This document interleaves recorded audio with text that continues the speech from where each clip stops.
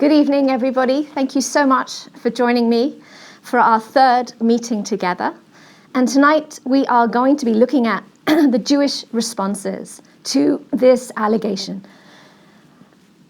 Our third session turns aside from the fictitious Jew in Christian tales to focus on what Jews themselves wrote about Christian images, about the allegations of Christian image desecration, and finally, how Jews were to fare with the ubiquity of Christian images in their daily lives.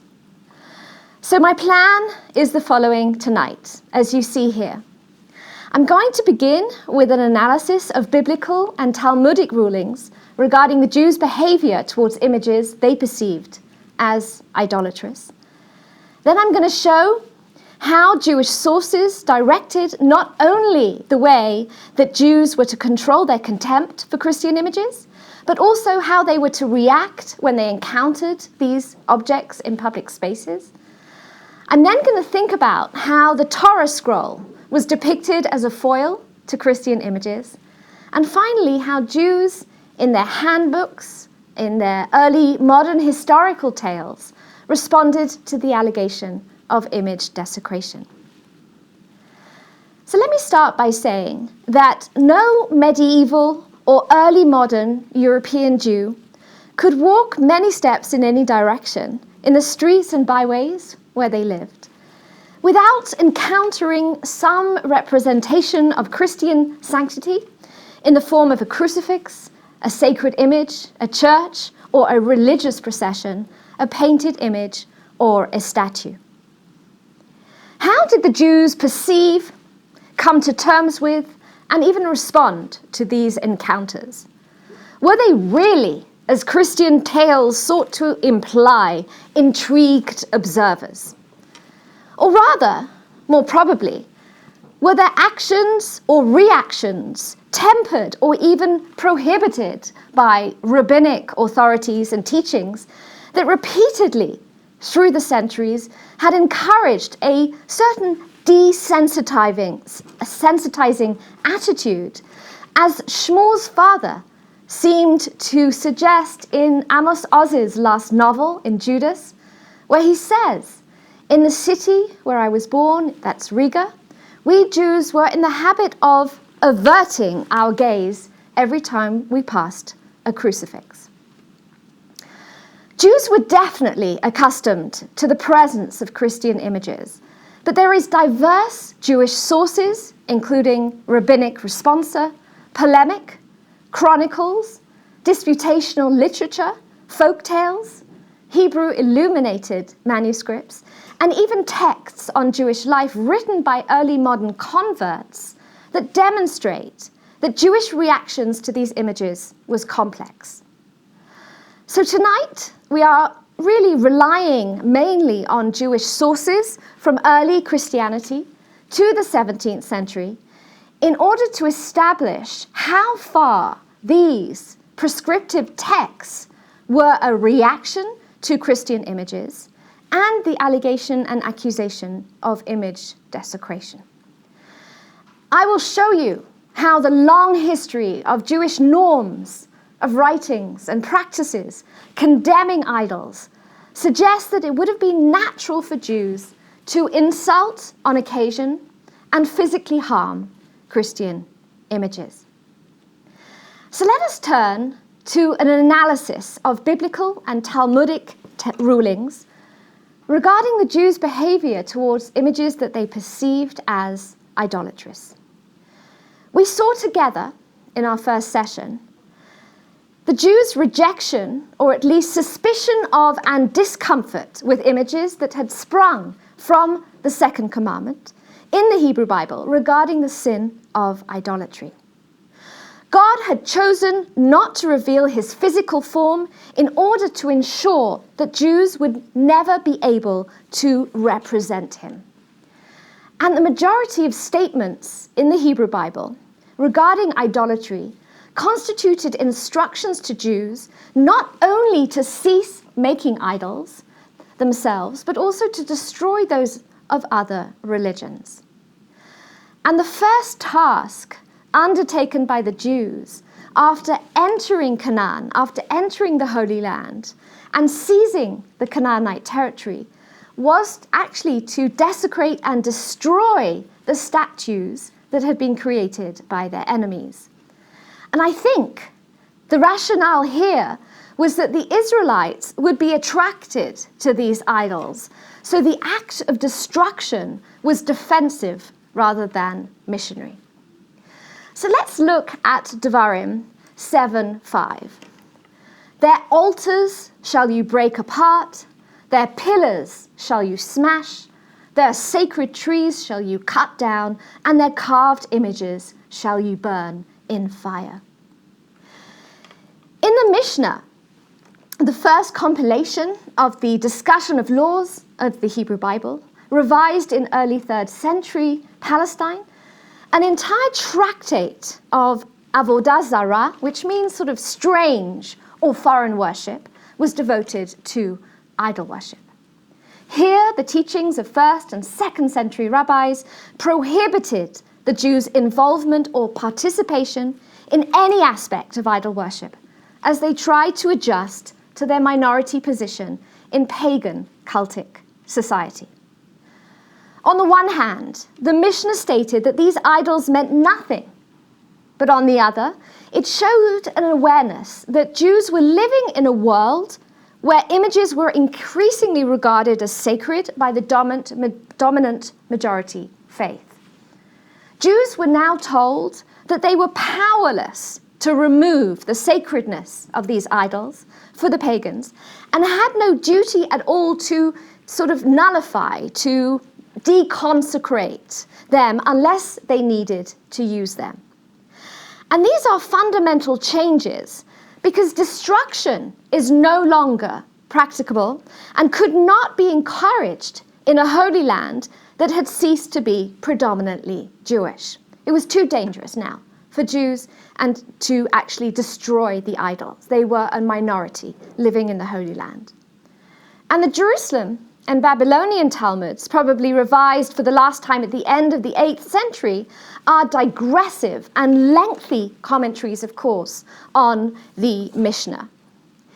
And their rulings in Avodah Zarah depart from the biblical sanctions and create others of their own. The sacred images now found in Palestinian cities included symbols of Roman imperial power and many idols associated with Roman and Greek cults, which were widely distributed throughout the Roman Empire. By the 6th century, more than 500 churches had been built in the Holy Land, attracting thousands of Christian pilgrims to Jerusalem. And I would like to suggest that a few texts in the Jerusalem Talmud seem to sanction a reaction to idols that involved imagining violent acts rather than actually performing them. In the following case, a rabbi is reported asking his respective seniors about what he should do when passing an idol. And in this case, it was an image, and the rabbi is told to put out its eyes. Vesame eineha. And let's look at the text together. This is what it says. Gamliel Zuga supported himself on Rabbi Simeon, son of Lachish, as they walked. When they reached an image, he, Gamliel Zuga, said to him, "Should we pass before it?" And he, Rabbi Simeon, son of Lachish, said, "Pass before it and put out its eyes." Vesame eineha. Where did this idea come from? Well, Jewish scholars in general refuse to accept that the words vesame eineha, putting out the eye or blinding the eye, in the Talmud literally approved the physical desecration of the idols of other religious cults. Instead, they believed that these words pointed to creative solutions that Jews were to adopt in response to living in an overwhelmingly non-Jewish physical space. For example, the scholar Peter Schaeffer describes vesame eneha as shutting one's own eyes. Gerald Blitzstein argues that the rabbis were endorsing spitting at the image. But more recently, Rachel Neese suggests that Jews were being told to look awry, a looking away that involved a whispered cursing before the image. So Neese sees the rabbis as contriving various avoidance strategies whereby Jews could eliminate the power of these idols without actually committing the act of physical desecration or destruction. And it seems also that since images were accepted by rabbis at this time as having some kind of negative power or agency over the beholder, turning away would prevent any sort of interaction between the Jew and the image or the idol. And I think that the phrase vesame neha might well have been intentionally ambiguous, encouraging a sort of form of discreet ridicule by rabbis and allowing Jews to only imagine what they would do to the image if they could. And this actually becomes an act of desecration by proxy. Although there is a lack of clarity in the Jerusalem Talmud regarding the physical act of desecration, what is clear is that sages did not sanction Jewish iconoclasm and attempted to keep Jews as far away as possible from idols and images of other religions. And according to both the Jerusalem and Babylonian Talmuds, it is God who will destroy the idols and not man. Yet these texts' liturgical longing for divine iconoclasm comes with blessings to recite upon seeing idolatry, and it's hoped and prayed for erasure. So God will take care of the actual erasure of the image, and the rabbis are really propagating this idea that it's no longer the responsibility of Jews in the Holy Land to destroy the images and idols of others. And I think the lasting achievement of these Talmudic commandments was to modify the Jews' obligation that had been imposed on them by the Bible to destroy or damage the images or idols held sacred. This destruction, this iconoclasm, no longer makes sense. So now I'm going to show you how Jewish sources directed not only the ways Jews were to control their contempt for Christian images, but also how they were to react when they encountered these objects in public spaces. We will jump here to the late 10th and 11th centuries, when Jews settled in medieval Ashkenaz, which included Franco-German Jewry, with its small branches, of course, in England, Bohemia, and Moravia, were incentivized by growing commercial and economic opportunities and promises of protection by the political leadership. And here I wanted to show you can see the Jews are particularly settling down along the River Rhine. And here Jews relied upon Christian society to provide their most basic needs. We've met them before when we looked at Ashkenaz together with Beit Avichai. And the Jews are finding themselves in daily contact with Christian neighbors and their material culture. When Jewish communities really sprang up and down the Rhine, the rabbis provided only cautious generalizations to direct the Jews' interaction with Christian images and sacred objects. And there was no uniform rulings regarding which types of objects could be taken from Christians as pledges. Judaism showed itself to be particularly permeable to this new social, cultural, and economic milieu, despite previous stringent Talmudic prohibitions. And that's really one of the most fascinating things about taking a subject like this. You look at it through the various stages of Jewish history, and you see how Jews have to respond to the images and what sort of interaction they're having. So now with Jews being moneylenders and potentially actually receiving these objects as pawns, the situation is different, and the rabbis have to respond to that.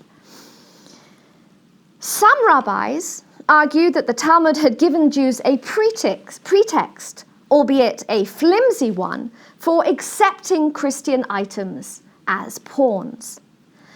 And in the 10th century, Gershom ben Yehuda of Mainz, also known of course as Rabbeinu Gershom, who lived around 1000, invoked the argument sha'at hadachak, case of urgent necessity, because Jews needed an income. It might be permissible for them to receive sacred objects as pledges from Christians. But other rabbis were more stringent.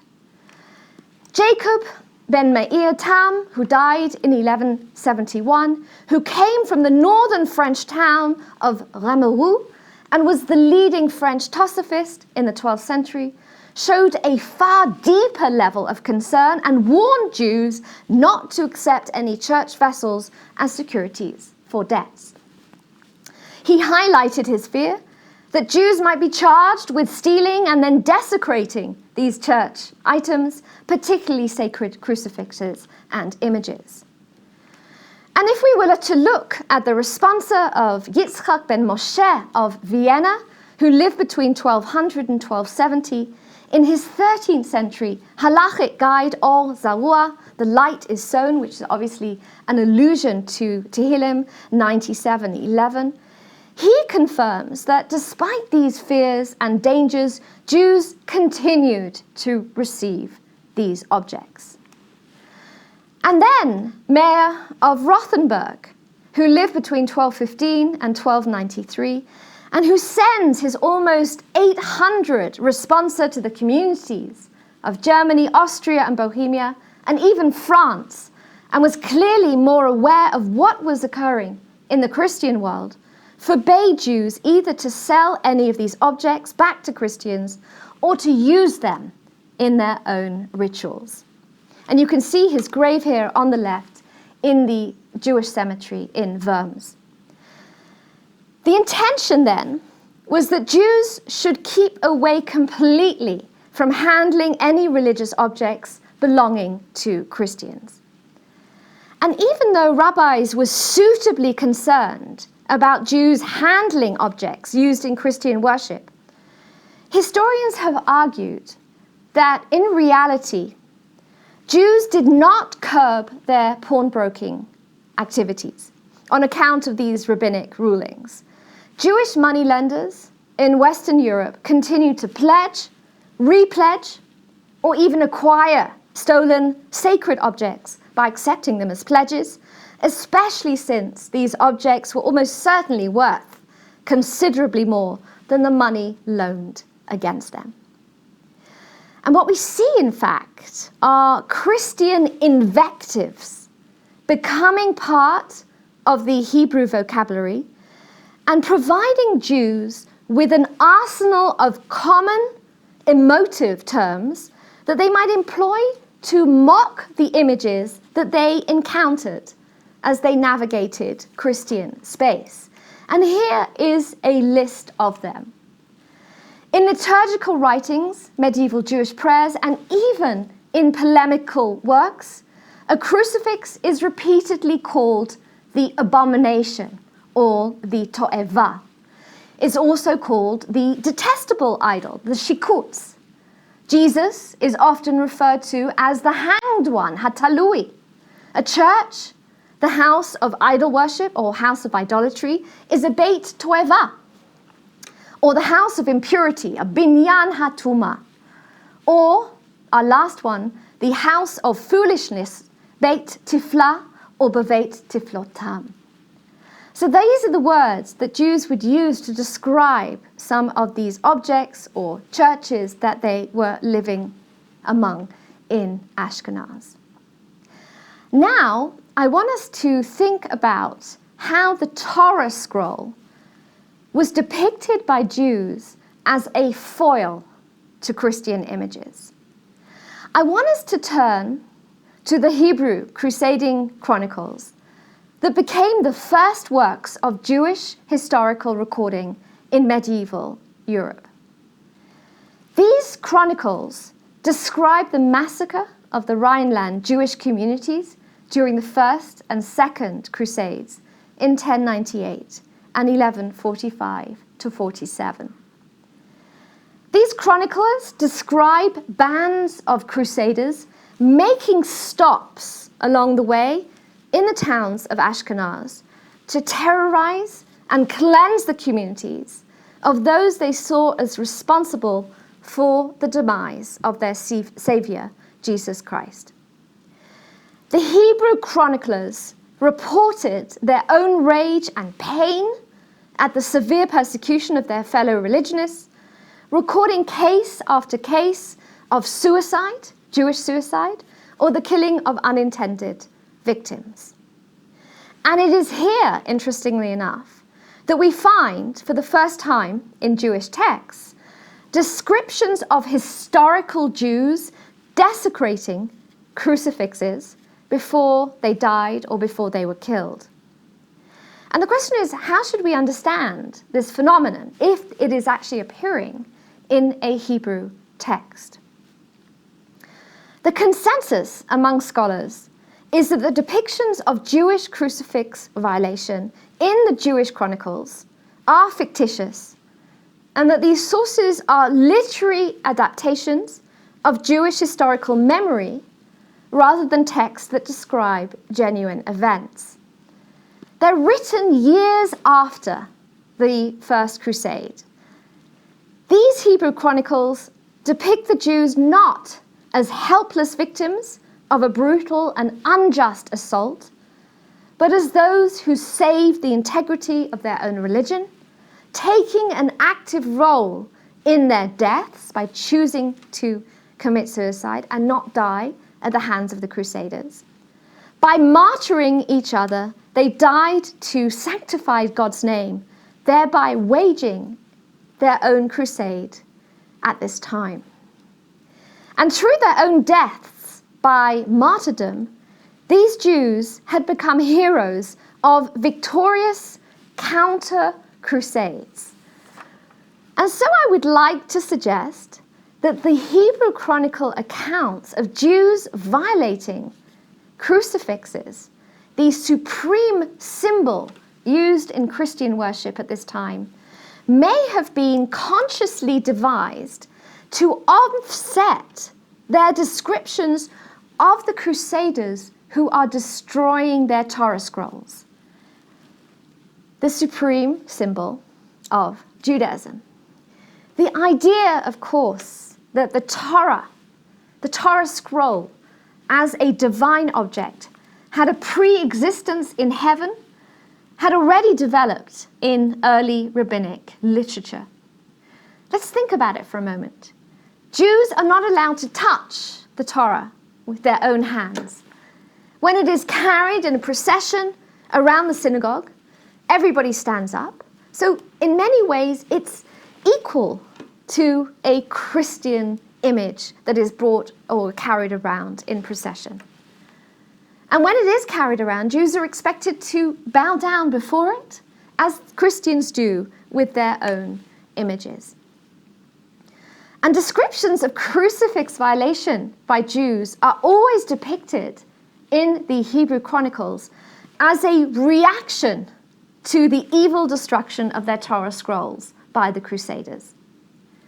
During the First and Second Crusade, Crusaders attacked the most holy object of the Jews, so the Jews depict themselves as attacking the main symbol of Christianity and the crusading movement, which is, of course, the cross, because the cross is not just a crucifix here, but it's also the emblem, the symbol that Crusaders put on their clothing when they walked or ride towards Jerusalem. And in the First Crusade, the tearing of sacred Torah scrolls was part of almost every attack described by the Jews. For example, the chronicle of Rabbi Eliezer bar Natan, the well-known Ashkenazic rabbi, was completed in 1146. And he recorded that the Crusaders trampled the Torah scrolls in the mud in Worms. And this is what he writes. The enemies and oppressors set upon the Jews who were in their homes, pillaging and murdering men, women and children, young and old.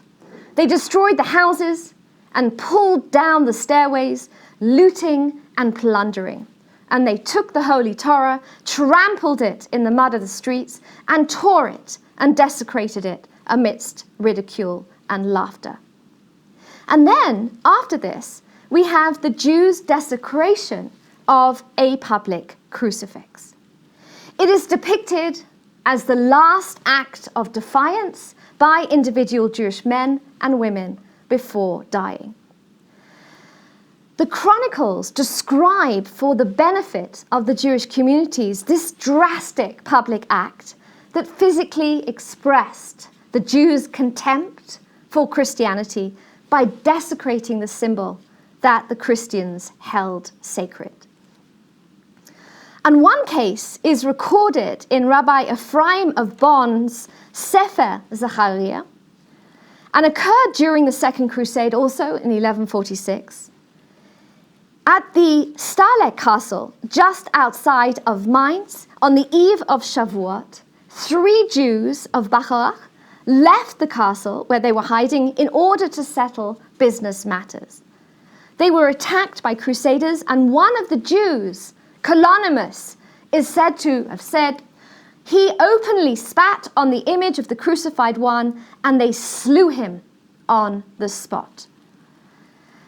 And I think similar in many ways to the tales of alleged desecration in the Jerusalem Talmud that we saw earlier today, these chronicles, I believe, were not sanctioning a new way of acting towards Christian sacred images, as much as representing an idealized Jewish response to the desecration of their Torah scrolls. And it would seem then that the crucifix is viewed in these sources as the intentional target of abuse and defiance by the Jews, just as the Torah scrolls had been the intentional target attack by the Crusaders. Medieval Jews then did indeed see and parade their Torah scrolls as a counter-object to Christian images. By elevating the Torah scroll in this way, the Jews also had their own symbol to define and protect them. So now, let's turn to how Jews in their handbooks and early modern historical tales responded to the allegation of image desecration.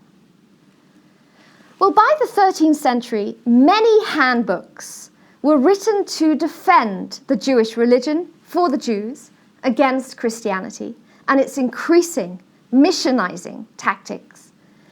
In these small, handy guidebooks, rabbis penned their own fictitious disputational literature to counteract Christian works, offering support and advice to their followers. And it is here that one finds an attack against Christians for their increasing use of images. Sefer Yosef HaMakaneh, the book of Yosef ben Natan of Fishal, as his name was, also known as Joseph the Zealot. He is from France, and his book is full of defiant, of mocking, humorous arguments Jews might advance to defend the Hebrew Bible against the many assertions Christian theologians made in regard to Christian doctrine and religious practice.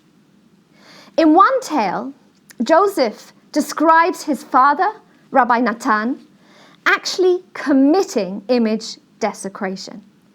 He openly urinates on a cross in front of a Christian bishop, denying its sanctity and arguing that it should be considered putrid because it was the instrument that had caused the torture and death of Jesus. So let's read it together.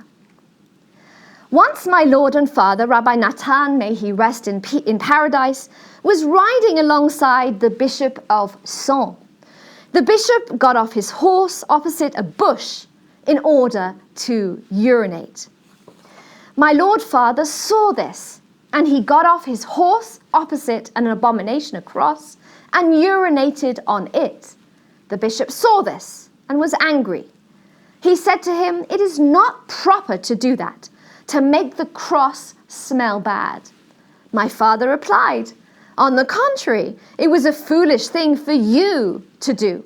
You urinated on a bush on which the Holy One, blessed be he, radiated his presence in order to bring salvation." That is, in the Christian mind, that's what happened at the burning bush. But this cross, on which you Christians say that the God you fear was defeated, stank and rotted, it is right that you should expose yourself and urinate all over it. And it's funny, because really the Jew is holding the trump cards in this case. It would, Rabbi Natan argues, make more sense for the Christian to desecrate the cross himself rather than venerate it. He first criticizes the bishop for urinating on a bush when, according to the Christian argument in theology, it was Christ who revealed himself at the bush and not Moshe. Second, he contends that it makes no sense for the bishop to venerate an object that caused the death of his Savior, because the cross was what Jesus was crucified upon. If the bishop saw the bush as a place of Christian divinity, the Jew argues, then he, the Jew, has shown more respect for Jesus by not urinating on the bush than the bishop who did.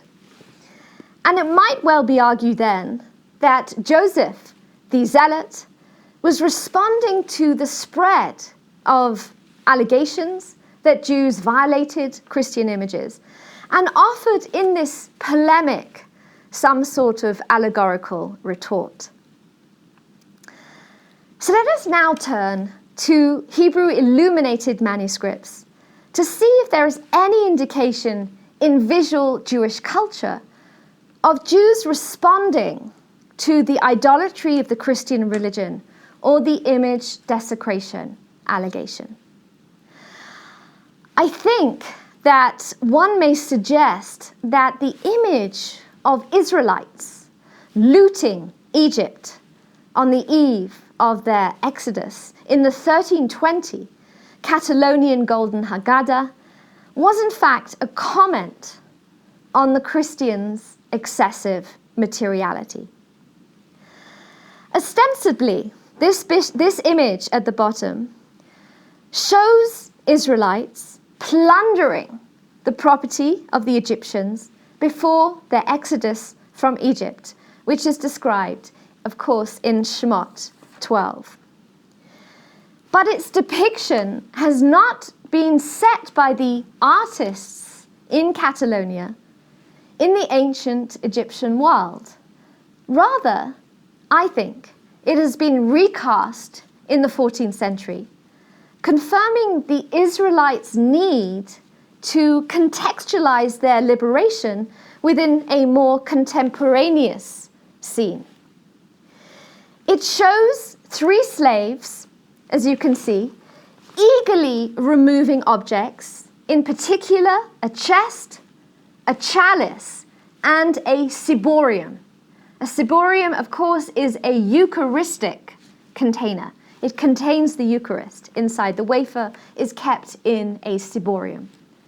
It is taken, obviously, from a Christian treasury and not from an Egyptian one, possibly within a church, as though they were retaliating, perhaps, against Christian domination and excessive materiality instead of the oppressive regime of slavery in ancient Egypt. As you see here, and we're getting closer and closer, a young Israelite stands behind, holding in his hand 2 bags of coins. And these Israelites are dressed in the short tunic of slaves, having gained access to these unattended Christian liturgical vessels, and they are stealing them. In reality, of course, such actions would have endangered the lives of medieval Jews. And I think that the ciborium and chalice are depicted as objects being carried away by the Israelites. And it's a very, very Christian image.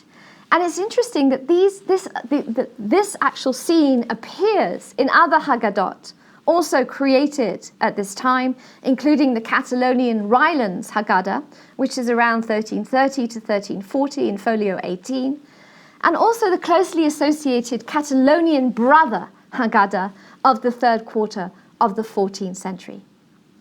But it is only in this one, this Catalonian Golden Haggadah, that depicts these other articles being removed from the inside of a building, which I think could potentially be a church.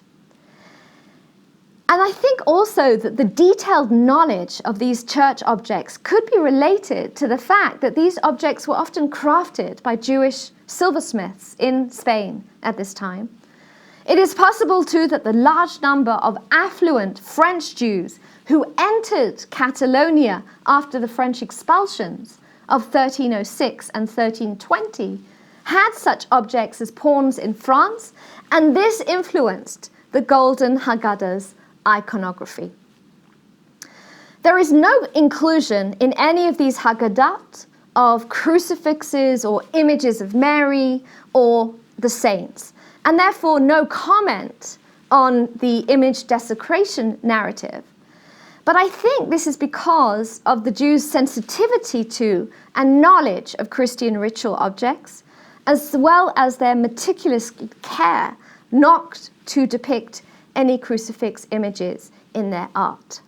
So what I'm saying is when we look at this Haggadah, what we come to, I think, is the closest example of Jews in medieval Spain relating to church objects, and these are them. Descriptions of both image and crucifix desecration appear again in early modern historiographical texts that recorded different folk traditions without giving provenance or any comment. And these sad tales, which at first traveled by word of mouth within and between different Jewish communities, were later recorded by scholars in Spain and Italy for the educated elite of the various Jewish communities. Once recorded, these stories were read out in synagogues, in classrooms, study halls, and their continual telling reflected their audience's hunger for tales, in which Jews survived the most heinous acts against them, usually by the work of God's hidden hands. And in this late medieval period, storytelling conjured up a world of communal listening, of young and old sharing and shaping the collective memory of Jewish folklore. In general, the authenticity of the events in these stories defies historical investigation, but their import for our purposes lies in the repeated tales of image desecration against Jews in medieval Ashkenaz and Sfarad in Iberia, and their effect on the interpersonal relationships between Jews and Christians. I think also they illustrate the Jews' awareness at this time of how easily the accusation of image desecration might have been leveled against them and the expected consequences. I'm only going to mention one tale here today by Solomon ibn Verga in his Shevet Yehuda, the tribe of Yehuda, or the staff of Yehuda. Solomon ibn Verga was a Jewish physician in Castilla. He had some personal experience of defending his co-religionists before Christian authorities. He wrote his popular Shevet Yehuda some 30 years after the Jews' expulsion from Spain in 1492. Having crossed over to Portugal, he and his fellow Jews faced forced conversion, of course, in 1497. And then after the Lisbon massacre of 1506, here you see the commemoration to that massacre in Lisbon today, he left Portugal after this event, after 1506. Solomon ibn Virga died en route to the Ottoman Empire, where his son completed, edited, and had his work published in Adrianople in 1554, and then in Sabioneta in 1567. This work, which Shevet Yehuda, which became one of the most popular and influential Hebrew books of its kind, reaching Christian audiences as well as Jewish, was translated into Latin, into Spanish, and even into Yiddish. It reflects his own traumatic experience of expulsion and focuses on the social and political realities of the Jews' misfortune and persecutions from ancient times until the 1506 massacre. Interestingly enough, it includes 3 tales of image desecration, which obviously represented about sort of 4% of the total 76 tales. But in these 3 tales, the accusation of image desecration is made by Christian churchmen whose baseless evil allegations were intent on harming Jews. The churchmen create and disseminate the allegation, and the mob responds to it, unquestionably, ready to act out their natural aggression against the Jews. In one tale, a Roman archbishop falsely accuses a Jew of stealing a sacred silver image from their house of idols, as Ibn Virga calls Christian churches. The accused Jew was hanged, and the Pope, angry that the Jews had committed this offense, ordered them to be exiled. Their wealth would go to their children, who would be forcibly converted. However, the night after the Pope had ordered that the expulsion decree be written, the Archbishop fell to the ground and died. The Pope, convinced that his death was a punishment for the Archbishop's threat to the Jews, decided not to make the expulsion decree public. In the meantime, the ministers and bishops, not realizing that the Pope had changed his mind, were celebrating the forthcoming announcements. They were then all killed when a powerful earthquake damaged the house they were in, and miraculously no other buildings were affected.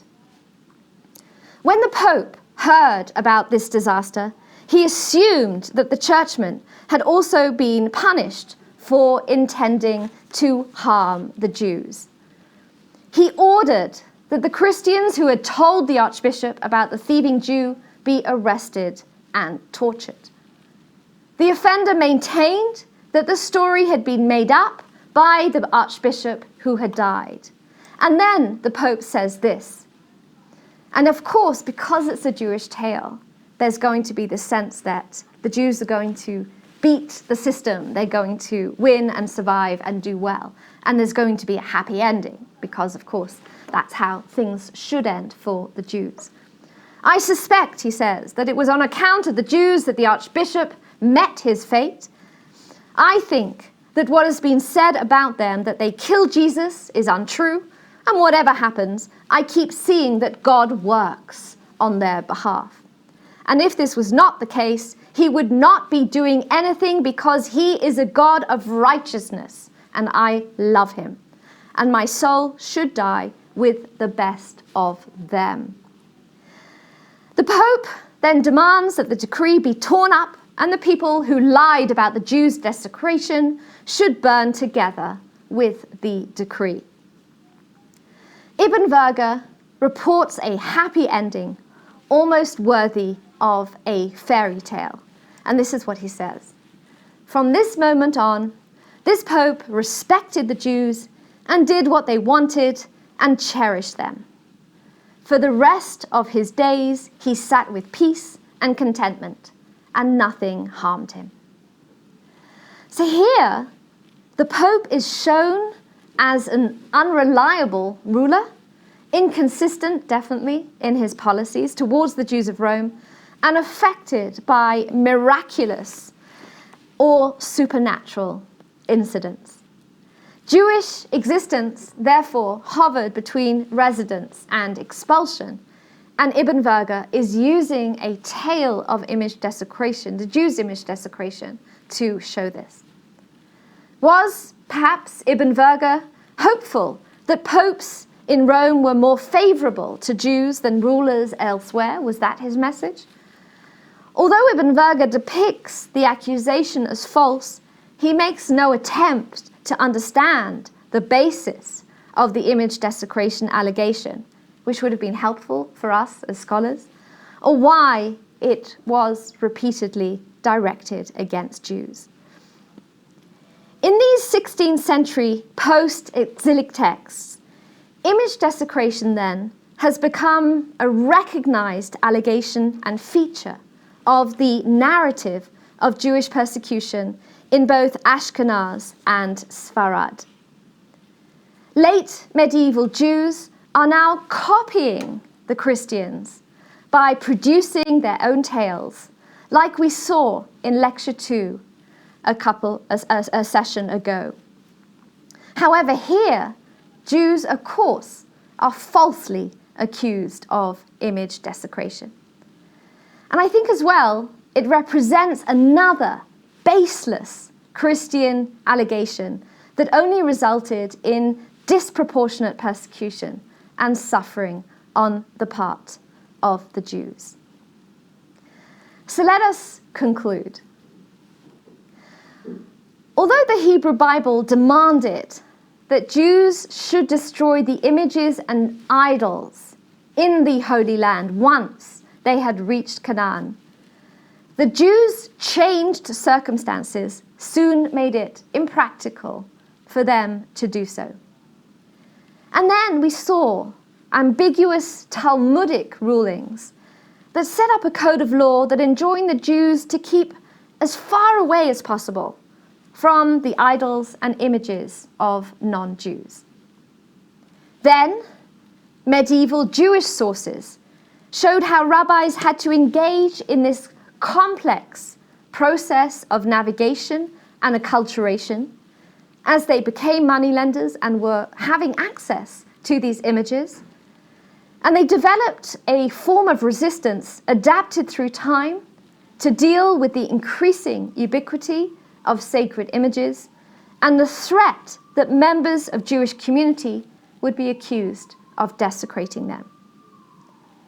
Not surprisingly, the sources urged the Jews to be passive, to avoid all contact, and to keep away.